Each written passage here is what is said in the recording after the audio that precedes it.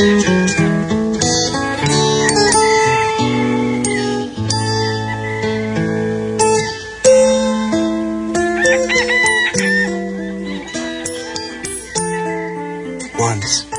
the Lord desired to go early in the morning with all his cowherd boyfriends to the forest, where they were to assemble together and take lunch.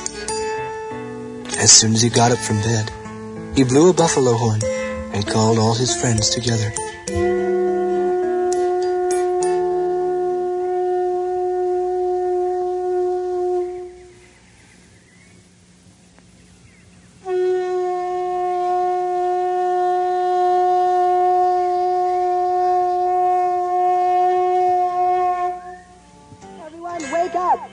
Gather the cows together and let's go into the forest.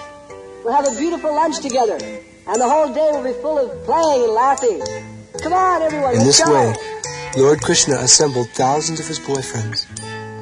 They were each equipped with a stick, a flute and horn, as well as a lunch bag. And each one of them was taking care of thousands of calves. And so, keeping the calves before them, they started for the forest.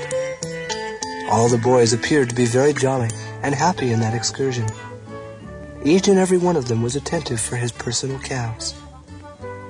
The boys were fully decorated with various kinds of golden ornaments, and out of sporting mood, they began to pick up flowers, leaves, twigs, and peacock feathers, and red clay from different parts of the forest, and they began to dress themselves in different ways. While passing through the forest, one boy stole another boy's lunch package and passed it to a third. And when the boy whose lunch bag was stolen came to know of it, he tried to take it back. But one threw it to another and another, and so this sportive playing went on amongst the boys as childhood pastimes. When Lord Krishna went ahead to a distant place in order to see some specific scenery, the boys behind him tried to run and catch up and be the first to touch him. So there was a great competition among the boys. I will go there and touch Krishna. Oh, no, you won't. I'll go there first. Oh, yes, I will. I'm going to go and touch Krishna. I beat you to him. Some of them played on their flutes or vibrated bugles made of buffalo horn. And some gladly followed the peacocks and imitated the sounds of the cuckoo. While the birds were flying in the sky, the boys ran after the birds' shadows along the ground and tried to follow their exact courses. Some of the boys went to the monkeys and sat down silently by them. And some of them imitated the dancing of the peacocks. Some of the boys caught the tails of the monkeys and played with them. And when the monkeys jumped in a tree, the boys also followed. When one monkey showed his face and teeth, a boy imitated and showed his teeth to the monkey. Some of the boys played with the frogs in the bank of the Jamuna River. And when out of fear the frogs jumped in the water, the boys immediately dove in after them. And they would come out of the water when they saw their own shadows and stand imitating, making caricatures and laughing.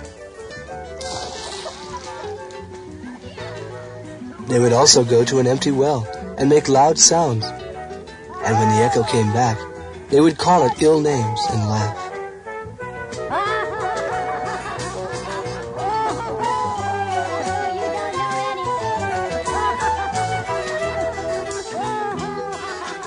Lord Krishna, who awards the impersonalist Brahman realization by his bodily effulgence, also gives pleasure to his devotees as the Supreme Personality of Godhead.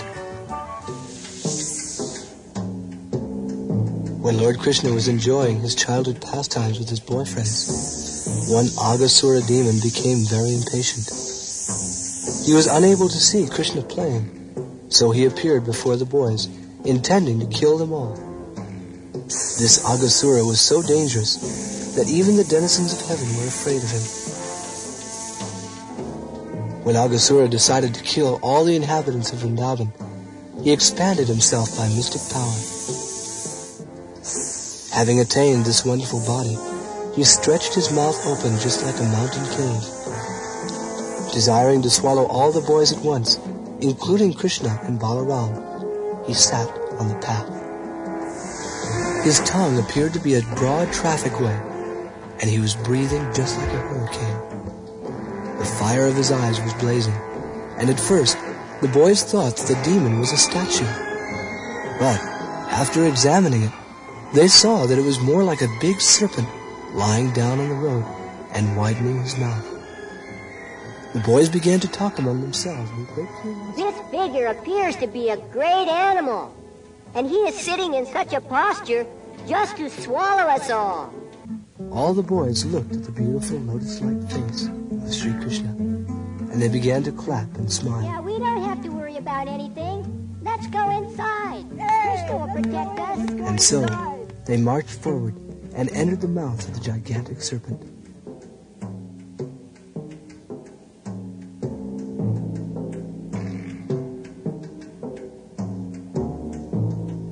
Meanwhile, Krishna, who is the super soul within everyone's heart, could understand that the gigantic statuesque figure was a demon. While he was planning how to stop the destruction of his intimate friends, all the boys, along with their cows and calves, entered into the mouth of the serpent. But Krishna did not enter, and the demon was awaiting Krishna's entrance. Krishna is the assurance of safety to everyone. But when he saw that his friends were already out of his hands and were lying within the belly of a gigantic serpent, when Krishna entered, all the demigods who had gathered to see the fun and who were hiding within the clouds began to express their fears. Alas, Krishna has been swallowed by the demon. Alas. Who can save us now if Krishna is gone? While the demon was trying to smash Krishna and his companions, Krishna heard the demigods crying, and he immediately began to expand himself within the throat of the demon.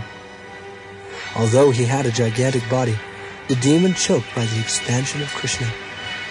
His big eyes moved violently, and he quickly suffocated. His life air could not come out from any other source, and ultimately it burst out of the hole in the upper part of his skull. Thus, his life air passed off.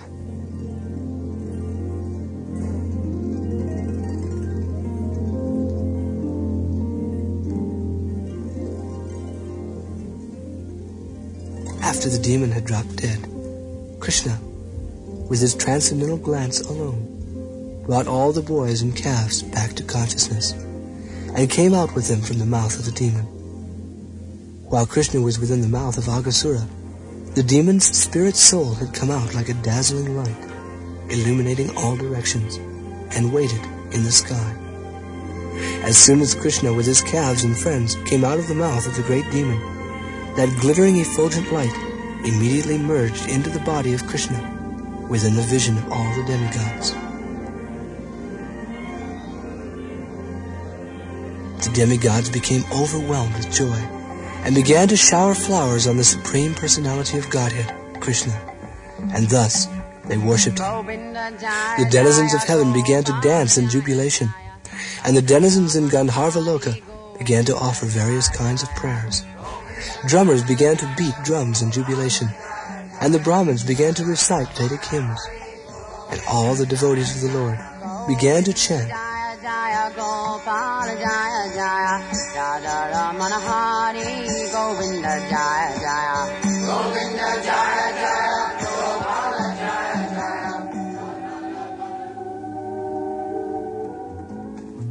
The gigantic mouth of the demon remained in an open position for many, many days, and gradually it dried up. It remained a spot of pleasure pastimes for all the cowherd boys.